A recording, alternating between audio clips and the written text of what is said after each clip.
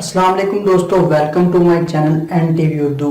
इस चैनल में हम आपके लिए बहुत ही इंटरटेनमेंट से भरपूर वीडियोस लेकर आते हैं।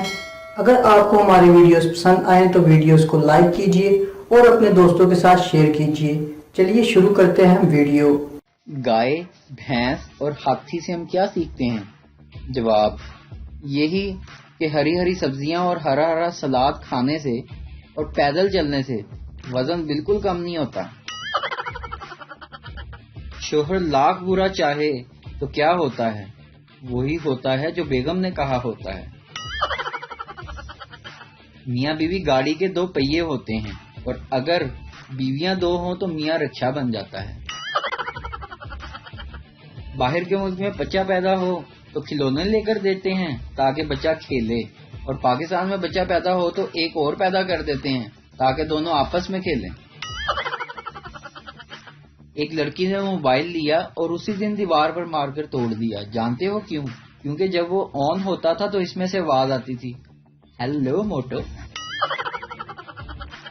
कहते हैं कि एक लड़की के पढ़ने से सारा घर तालीम याफ्ता हो जाता है, लेकिन इस लड़की के स्कूल या कॉलेज जाने से जो 10 लड़के फेल होते हैं, इनका जिम्मेदार कौन है? जो बंदा कॉलेज में आपके साथ क्लासेस छोड़ सकता है वो आपके लिए कुछ भी कर सकता है। इन्हें कभी ना छोड़ें। हम पाकिस्तानियों को और कुछ आए या ना आए, बंदे को रज के जलील जरूर करना आता है। मिस, अल्लामा इकबाल ने पाकिस्तान का ख्वाब कब देखा? मैं बोला, जी मिस, जब वो सो रहे थे। राना एक्सरे करवाने गया। डॉक्टर, अंदर जाकर कपड़े उतारकर मशीन पर लेट जाओ। राना घबरा कर बोला, डॉक्टर साहब पहले एक्सरे ना कर लें।